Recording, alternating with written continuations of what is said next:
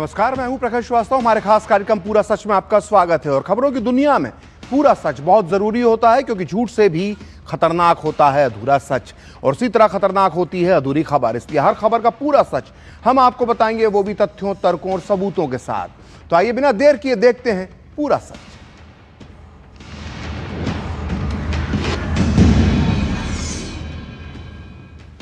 तो आज साल 2026 का पहला दिन है। अगले 365 दिन में भारत की सियासत में बहुत कुछ होगा, लेकिन इस कैलेंडर में सबसे खास होगा बैटल ऑफ बंगाल।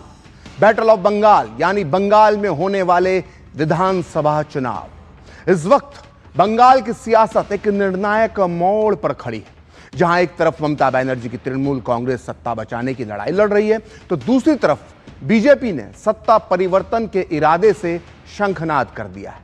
और इसी सियासी महासमर की जमीन तैयार करने के लिए खुद बीजेपी के सबसे बड़े रणनीतिकार अमित शाह 3 दिन के बंगाल दौरे पर पहुंचे थे, जिसे पार्टी बैटल ऑफ बंगाल का पहला बड़ा अध्याय मान रही है। अमित शाह के इस दौरे में सिर्फ भाषण नहीं हुए, बल्कि बूथ से लेकर विधानसभा सीट तक चुनावी शतरंज बिछाई गई। संगठन की कमजोर कड़ियों की पहचान की गई और माइक्रो मैनेजमेंट के जरिए हर सीट के लिए अलग रणनीति तय की गई, जिसे राजनीति के जानकार अमित शाह की चाणक्य नीति बता रहे हैं। इसलिए आज हम आपको इसी चाणक्य नीति का पूरा सच बताएंगे, साथ ही बताएंगे कि क्या है अमित शाह का बंगाल प्लान। तो देखते हैं पूरा सच पूरे विस्तार के साथ। तो नए साल में कई राज्यों में चुनावी बिगुल फूंका जाएगा। पश्चिम बंगाल, असम, केरल, तमिलनाडु और पुडुचेरी में इस साल विधानसभा चुनाव होने वाले हैं, लेकिन सबसे बड़ा मुकाबला पश्चिम बंगाल में होगा, जिसका शंखनाद और तैयारियों का शोर अब दिखाई देने लगा है। जहां सत्तारूढ़ टीएमसी के सामने जीत का चौका लगाने की चुनौती है, तो वहीं प्रमुख विपक्षी पार्टी के रूप में उभरी बीजेपी के सामने पश्चिम बंगाल में दशकों से कमल खिलाने की इच्छा को पूरा करने का सपना है। बीते 2 दिन तक केंद्रीय गृह मंत्री और बीजेपी के वरिष्ठ नेता अमित शाह चुनावी तैयारियों को धार देने के लिए पश्चिम बंगाल में रहे। कार्यकर्ताओं के साथ बंद कमरों में बैठकें की, संगठन और चुनावी रणनीति पर चर्चा की। उन्होंने कहा कि पश्चिम बंगाल आज एक ऐसे कगार पर पहुंच गया है कि अगर घुसपैठ की बयार नहीं रुकी तो बंगाल और उसकी संस्कृति का अस्तित्व ही संकट में पड़ जाएगा। अमित शाह ने दावा किया कि भय, भ्रष्टाचार, कुशासन और घुसपैठ से त्रस्त पश्चिम बंगाल की जनता ममता सरकार को उखाड़ कर फेंक देगी, क्योंकि ममता सरकार ने मां, माटी, मानुष का नारा तो दिया, लेकिन आज उनके कार्यकाल में कोई भी सुरक्षित नहीं है। इसलिए 15 अप्रैल 2026 के बाद बीजेपी सरकार बनते ही बंग गौरव की शुरुआत होगी। अमित शाह ने यह भी बताया कि बंग भूमि बीजेपी के लिए क्यों खास महत्व रखती है। तो पहले आप सुनिए केंद्रीय गृह मंत्री अमित शाह ने क्या कहा, फिर हम आपको बताएंगे बैटल ऑफ बंगाल का पूरा प्लान। इन्होंने मां, माटी, मानुष का नारा दिया था। मां, अपनी भारत माता असुरक्षित है।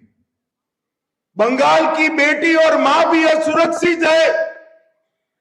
माटी, घुसपैठिए और माफिया कब्जा कर कर रखे हैं, और मानुष यहां से पलायन कर रहा है। मां, माटी, मानुष का यह संदेश सत्ता हथियाने के लिए तो उपयोग किया, ये 15 साल में इसको तितर बितर करने का काम किया। और हमारी महान बंग भूमि को पहले 3 दशक तक कम्युनिस्ट और बाद में 15 साल तक टीएमसी ने नीचे नीचे नीचे ले जाने का काम किया है। समय आ गया है सोनार बांग्ला का सृजन करने का भी समय। तो अमित शाह कह रहे हैं कि बीजेपी गुरुदेव रविंद्रनाथ टैगोर, स्वामी विवेकानंद, डॉक्टर श्यामा प्रसाद मुखर्जी और बंकिम चंद्र चटर्जी के सपनों का सोनार बांग्ला बनाएगी। कोलकाता में बीजेपी कार्यकर्ताओं के सम्मेलन में राष्ट्रीय गीत वंदे मातरम भी गाया गया। यहां उल्लेखनीय है कि वंदे मातरम पिछले दिनों बहुत बड़ा सियासी मुद्दा भी बना था। वंदे मातरम वन्दे मातरम् सुजलां सुफलां मलयज शीतलं शोषश्यामलं मातरं वन्दे मातरम् शुभ्रो ज्योत्स्ना पुलकितो यामिनी फुल्लकुसुमितो द्रुमदल सोहिनी सुहासिनी सुमधुर भासिनी सुखदं वरदं मातरं वन्दे मातरं वन्दे मातरम। तो 2026 की सबसे बड़ी चुनावी लड़ाई है बैटल ऑफ बंगाल। चुनाव आयोग ने भले ही अभी मुनादी नहीं की है, मगर सियासी शंखनाद तो हो ही चुका है और अमित शाह रणभूमि में जाकर सक्रिय हो चुके हैं। उन्होंने अपने प्रवास के दौरान कम से कम 5 राजनीतिक बैठकों की अध्यक्षता की। इनमें स्थानीय आरएसएस नेताओं के साथ मंथन बैठक, कोलकाता और उसके उपनगरों के पार्टी कार्यकर्ताओं की सभा को संबोधित करना और एक प्रेस कॉन्फ्रेंस शामिल थी, जिसमें उन्होंने विधानसभा चुनावों के लिए पार्टी की दिशा स्पष्ट की। अपने इस दौरे में अमित शाह ने बार बार कहा कि राज्य में बीजेपी को 2/3 बहुमत मिलेगा, लेकिन यह कैसे होगा, इसका प्लान भी बीजेपी के चाणक्य कहे जाने वाले अमित शाह ने तैयार कर लिया है। तो आइए समझते हैं क्या है अमित शाह का बंगाल प्लान। तो देखिए, अमित शाह ने अपनी यात्रा में पार्टी के भीतर किसी भी प्रकार के मतभेद और मनभेद को दूर करते हुए पार्टी नेताओं को एकजुटता का संदेश दिया। सबसे महत्वपूर्ण बात यह थी कि शाह पूर्व प्रदेश अध्यक्ष दिलीप घोष को लाइमलाइट में लेकर आए, जो पार्टी के मंचों से पिछले कई महीनों से दूर दिख रहे थे। अब साफ है कि दिग्गज नेता दिलीप घोष इस बार के चुनावों में बीजेपी के प्रमुख चेहरों में से एक होंगे। इसके अलावा शाह ने प्रदेश भाजपा अध्यक्ष शमीक भट्टाचार्य, नेता प्रतिपक्ष शुवेंदु अधिकारी और पूर्व प्रदेश अध्यक्ष सुकांत मजूमदार के साथ अलग से मंत्रणा की।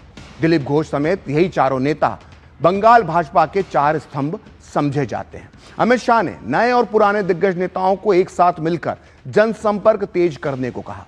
शाह ने जमीनी स्तर के कार्यकर्ताओं से भी मुलाकात की और उनकी राय और शिकायतें सुनी। जिला स्तर और अन्य इकाइयों से भी सीधे फीडबैक लिया गया। अमित शाह ने पार्टी के सांसदों, विधायकों और कार्यकर्ताओं से ग्राउंड पर चुनावी तैयारी तेज करने, बूथ लेवल तक पहुंचने और जनता के साथ संवाद बढ़ाने को कहा। अमित शाह के बंगाल प्लान में बता दिया गया है कि जनप्रतिनिधि, जो भी सांसद और विधायक हैं, वो हफ्ते में कम से कम 4 दिन अपने क्षेत्र में बिताएं, रोज कम से कम 5 नुक्कड़ सभाएं करें। वहीं चुनाव में टिकट पाने के लिए अगले 2 महीने में नेताओं को अपनी उपयोगिता साबित करनी होगी। हर किसी को टिकट नहीं मिलेगा। अमित शाह ने कोलकाता के आसपास की 28 सीटों में से 22 सीटों पर जीत हासिल करने का टारगेट रखा है। ये ऐसे इलाके हैं जहां ममता बनर्जी की टीएमसी की मजबूत पकड़ है और अब तक इन इलाकों में कमल नहीं खिल पाया है। साल 2021 के विधानसभा चुनाव में बीजेपी इन इलाकों में एक भी विधानसभा सीट जीतने में कामयाब नहीं हुई। अमित शाह का ध्यान मतुआ मतदाताओं पर भी है, क्योंकि ऐसा माना जा रहा है कि टीएमसी ने एसआईआर को लेकर मतुआ समुदाय में गलतफहमियां फैलाई हैं। और अमित शाह ने अपने दौरे के दौरान आरएसएस की बंगाल इकाई से संपर्क कर तालमेल बढ़ाने का संकेत दिया है। वो ये संदेश देना चाहते हैं कि बीजेपी और आरएसएस मिलकर काम कर रहे हैं। इसके अलावा सॉल्ट लेक के सेक्टर 5 में बीजेपी ने एक शानदार बिल्डिंग किराए पर ली है, जिसे चुनाव का मुख्यालय बनाया गया है। पार्टी की सारी रणनीति यहीं से तैयार होगी। तो यह है शाह का बंगाल प्लान। तो बीजेपी पश्चिम बंगाल में जीतने के लिए पूरा जोर लगा रही है, क्योंकि पार्टी मानती है कि भारत को बड़ी डेमोग्राफिक चुनौती से बचाने के लिए पश्चिम बंगाल की चुनावी लड़ाई को जीतना जरूरी है। बीजेपी के संगठन महामंत्री बीएल संतोष ने पांचजन्य के संपादक हितेश शंकर के साथ बातचीत में कहा कि पश्चिम बंगाल में कोई राजनीतिक लड़ाई नहीं है, बल्कि एक सभ्यतागत युद्ध है। अपने बंगाल इधर से दूसरे बार का है, इसके लिए मैं करता हूँ, Bengal is not a political battle for us, it is a civilizational battle for us. We look it in the same way. To save India we have to win Bengal, that will not be our 19th or 20th state. To save India from a big demographic challenge, we want to win Bengal and we will win it done because of your blessings.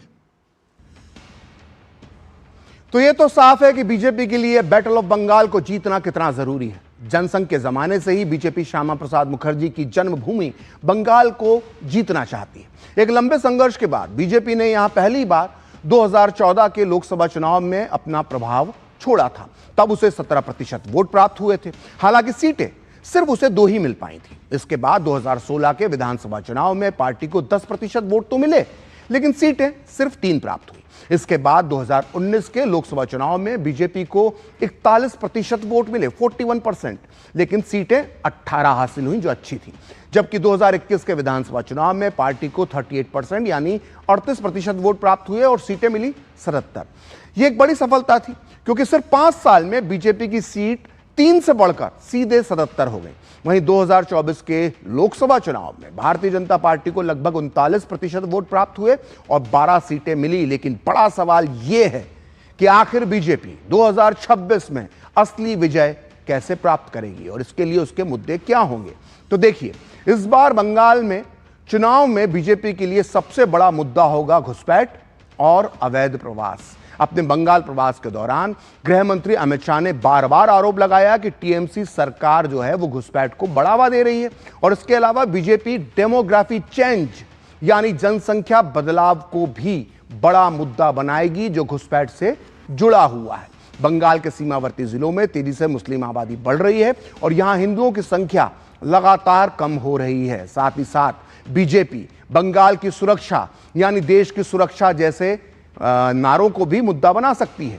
पूरे भारत में सबसे ज्यादा घुसपैठ पश्चिम बंगाल के रास्ते से होती है और फिर ये घुसपैठिए हैं वो देश के दूसरे राज्यों में चले जाते हैं, जिससे पूरे देश की सुरक्षा जो है वो खतरे में पड़ती है। लेकिन ममता बनर्जी सीमा पर फेंसिंग लगाने जैसे मुद्दों पर केंद्र सरकार को सहयोग नहीं देती हैं और बीजेपी इन चुनावों में बात बार बार बोल सकती है कि ये जो बंगाल की सुरक्षा है वो देश की सुरक्षा है।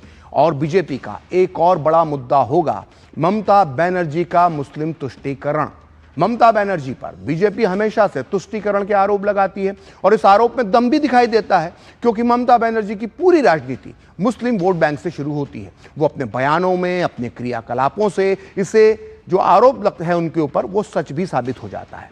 और बीजेपी के लिए इन चुनावों में महिला सुरक्षा का मुद्दा भी बहुत अहम होगा। संदेश खाली की घटना, RG Kar medical college rape murder case और अन्य घटनाओं को बीजेपी टीएमसी सरकार की नाकामी बता रही है। अमित शाह ने कहा है कि बीजेपी सत्ता में आई तो बंगाल की महिलाओं की सुरक्षा सुनिश्चित होगी। माना जा रहा है कि यह मुद्दा ग्रामीण और शहरी दोनों इलाकों में प्रभावी हो सकता है और बीजेपी के मुद्दों के तर्कश में एक तीर भ्रष्टाचार और भर्ती घोटालों का भी रहेगा। शिक्षक भर्ती घोटाला, क्लर्क भर्ती घोटाला, कोयला तस्करी घोटाला और कट मनी कल्चर पर बीजेपी इस बार जबरदस्त तरीके से हमलावर होगी। वहीं बीजेपी बेरोजगारी, विकास और कल्याण योजनाओं की नाकामी जैसे मुद्दों को भी उठा सकती है। राज्य में उद्योगों की कमी, सड़कें, शिक्षा और आवास जैसे मूल मुद्दे भी प्रभावी हैं। वहीं बीजेपी केंद्र की योजनाओं को राज्य में लागू न करने का आरोप भी बार बार इस बार ममता सरकार पर लगाएगी। तो दरअसल बिहार चुनाव में बीजेपी की प्रचंड जीत के बाद उसके हौसले बुलंद हैं, क्योंकि यह जीत 2025 का सबसे बड़ा गेम चेंजर साबित हुआ, जो 2026 में होने जा रहे पश्चिम बंगाल चुनाव की कहानी भी लिखता हुआ नजर आता है। आप भी सुनिए पिछले साल 14 नवंबर को पीएम मोदी ने बिहार चुनाव में जीत के बाद बंगाल को लेकर क्या कहा था। गंगा जी यहां बिहार से बहते हुए ही बंगाल तक पहुंचती है।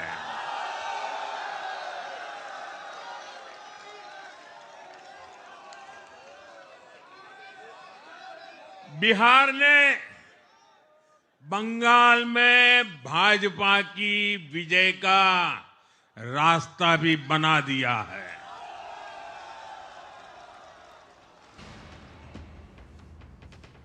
तो बिहार जीत के बाद बीजेपी जहां पश्चिम बंगाल चुनाव को लेकर बेहद आक्रामक है, वहीं टीएमसी एसआईआर के मुद्दे पर सियासत को हवा दे रही है। कभी ईडी सीबीआई पर हमलावर रही मुख्यमंत्री ममता बनर्जी और उनकी पार्टी टीएमसी अब चुनाव आयोग पर हमलावर है। एसआईआर की प्रक्रिया के तहत अब तक 58 लाख से ज्यादा नाम मतदाता सूची से जो हैं वो हटाए जा चुके हैं, जिसे लेकर अभिषेक बनर्जी के नेतृत्व में टीएमसी प्रतिनिधिमंडल दिल्ली में मुख्य चुनाव आयुक्त ज्ञानेश कुमार से मिला। लेकिन बैठक के बाद अभिषेक बनर्जी ने आरोप लगाया कि आयोग उनके सवालों के ठोस जवाब देने से बचता रहा, जिसके बाद चुनाव आयोग ने भी विस्तृत बयान जारी कर कहा कि राजनीतिक प्रतिनिधियों या कार्यकर्ताओं की तरफ से किसी भी चुनावी कर्मचारी या पर्यवेक्षक को डराना धमकाना बिल्कुल भी स्वीकार नहीं किया जाएगा और अगर कोई ऐसा करता है तो उसके खिलाफ सख्त कार्रवाई की जाएगी। अभिषेक बनर्जी का आरोप है कि अब वोट चोरी ईवीएम के जरिए नहीं बल्कि वोटर लिस्ट के माध्यम से की जा रही है। वहीं बीजेपी का कहना है कि टीएमसी गुंडागर्दी के जरिए सत्ता हासिल करना चाहती है, लेकिन इस बार ऐसा नहीं होगा। आप भी सुनिए अभिषेक बनर्जी के बयान पर बीजेपी के राहुल सिन्हा ने क्या कहा। My appeal to all like-minded parties, especially the one in the opposition, कि वोटर लिस्ट में चोरी हो रहा है, सॉफ्टवेयर से चोरी हो रहा है, ईवीएम से चोरी नहीं हो रहा है, बिकॉज ईवीएम आपको चेक करने का मौका मिलेगा। You are not getting to understand what algorithm they are running and what kind of software they are using to remove 50 lakh 1 crore voters. Trinamool Congress को मालूम हो गया जो एसआईआर जब हो गया उनका जीतने का कोई आशा नहीं है, इसीलिए एसआईआर को उन्होंने तो रोक नहीं पाया। अभी जो हियरिंग है उसको रोकने के लिए हजारों प्रयास कर रहे हैं। चुनाव आयोग को सामने जाके जैसा अभव्य व्यवहार उन्होंने किया, मैं समझता हूं जो तृणमूल कांग्रेस का विनाश इतना नजदीक आ गया, इससे स्पष्ट होता है। तो ममता बनर्जी लगातार एसआईआर के विरोध में है। वहीं उनके विरोधियों का आरोप है कि ममता घुसपैठियों को बचाने के लिए ऐसा कर रही हैं।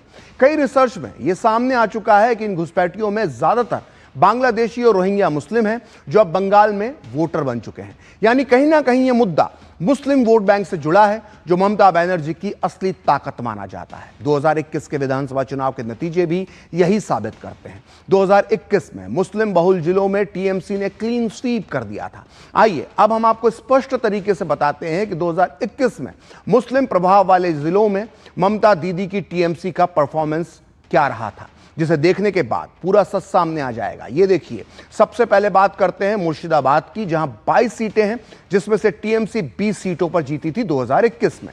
आइए अब बात करते हैं मालदा की, जहां की कुल 12 सीटों में से 8 सीटें टीएमसी के खाते में गई। अब चलिए उत्तरी दिनाजपुर, जहां कुल 9 सीटें हैं, जिन पर टीएमसी ने 7 सीटें जीती थी। और अब रुक करते हैं उत्तर 24 परगना का। इस मुस्लिम बहुल इलाके में अच्छे खासी 32 सीटें हैं, जिनमें से 27 सीटों पर टीएमसी को सफलता मिली थी, कामयाबी मिली थी। और अब बारी है दक्षिण 24 परगना की, जहां कुल सीटें हैं 31 और इस मुस्लिम बहुल इलाकों में इन 31 सीटों में से 30 सीटें टीएमसी जीत गई थी। तो मुस्लिम सीटों पर ममता का जादू है ये।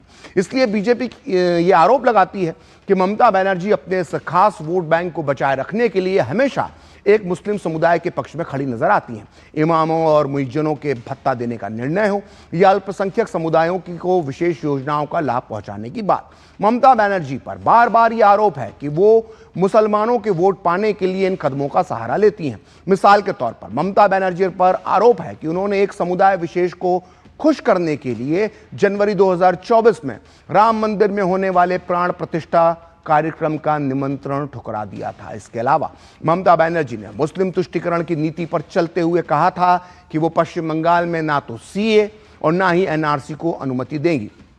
साल 2023 में हावड़ा में रामनवमी जुलूस पर मुस्लिम इलाके में हमला किया गया था। उस समय ममता बनर्जी ने कहा था कि अभी रमजान का महीना चल रहा है और इस महीने में मुसलमान कोई गलत काम नहीं करते हैं। ममता सरकार ने बंगाल में कुल 179 जातियों को ओबीसी का आरक्षण दर्जा दिया था, जिनमें से 118 जातियां मुस्लिम थीं। इसके अलावा ममता दीदी को जय श्री राम के नारे से भारी दिक्कत है।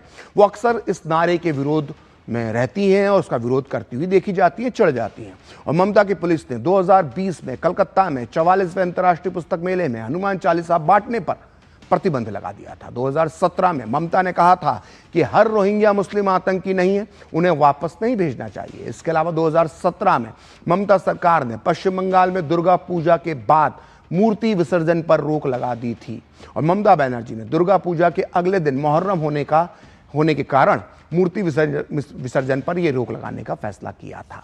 तो ममता दीदी पर यह भी आरोप लगते हैं कि वो बंगाल की सीमा से होने वाले अवैध घुसपैठ को रोकने में बीएसएफ की मदद नहीं करती हैं। दरअसल भारत और बांग्लादेश के बीच जो करीब 2200 किलोमीटर की एक बॉर्डर है, सीमा है, जिसमें से करीब 450 किलोमीटर इलाके पर इसलिए फेंसिंग या इसलिए कहें कि बाढ़ नहीं लग पा रही है क्योंकि ममता सरकार इसके लिए बीएसएफ को जमीन नहीं दे रही है। खुद केंद्रीय गृह मंत्री अमित शाह ने 30 दिसंबर को कोलकाता में हुई प्रेस कॉन्फ्रेंस में इस मुद्दे पर ममता सरकार पर जोरदार हमला किया था।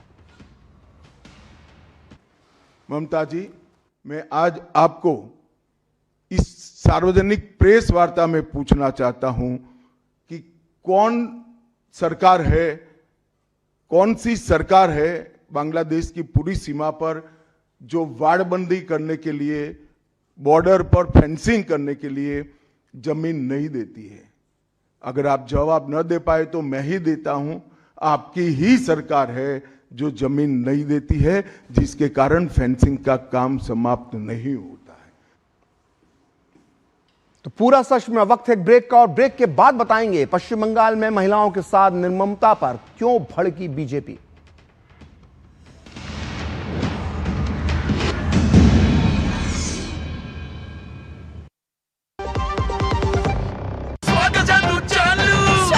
स्वाद से करेंगे नया साल का स्वागत। गोल्डी मसाले की ओर से हैप्पी न्यू ईयर। नव वर्ष 2026 की बहुत बहुत शुभकामनाएं। आने वाला वर्ष हम सबके घरों में अपार खुशियां लेकर आए।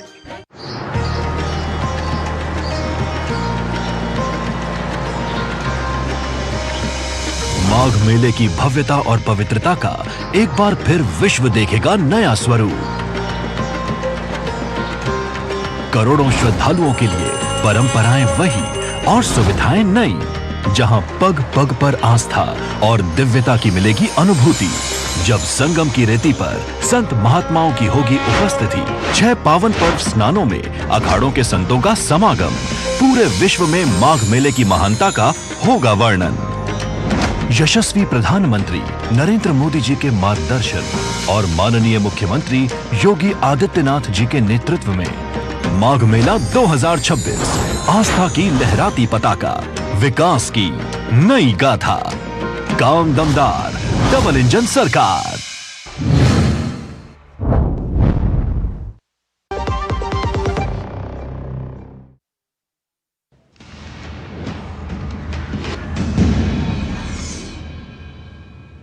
तो ब्रेक के बाद पूरा सच में आपका फिर से स्वागत है। और पश्चिम बंगाल विधानसभा चुनाव में महिला सुरक्षा का मुद्दा भी अहम रहने वाला है। बीजेपी के कई नेताओं ने एक वीडियो शेयर किया है, जिसके बाद एक बार फिर महिला सुरक्षा को लेकर बंगाल की सियासत गर्मा गई है। वीडियो में आप देख सकते हैं कि दक्षिण 24 परगना के बसंती ब्लॉक में कुछ दबंग महिलाओं को सरेआम लाठी डंडों से बेरहमी के साथ पीट रहे हैं। इस दिल दहला देने वाले वीडियो ने एक बार फिर ममता सरकार पर सवाल उठा दिए हैं। बीजेपी प्रवक्ता सुधांशु त्रिवेदी का कहना है कि ममता सरकार में महिलाओं की सुरक्षा गंभीर चिंता का विषय बनती जा रही है। आप भी सुनिए उन्होंने क्या कहा। ममता जी की सरकार में जिस निर्ममता के साथ महिलाओं की पिटाई की घटना हुई है, उससे पश्चिम बंगाल की जनता बहुत विचलित और आक्रोशित है। यह दर्शाता है कि तृणमूल कांग्रेस की सरकार में महिलाओं की सुरक्षा एक गंभीर चिंता का विषय बनती जा रही है। तो आज पूरा सच में इतना ही। कल फिर होगी आपसे मुलाकात अपने इस खास कार्यक्रम पूरा सच में किसी और सियासी मुद्दे की पड़ताल के साथ। तो मुझे और मेरी पूरी टीम को दीजिए अनुमति। नमस्कार।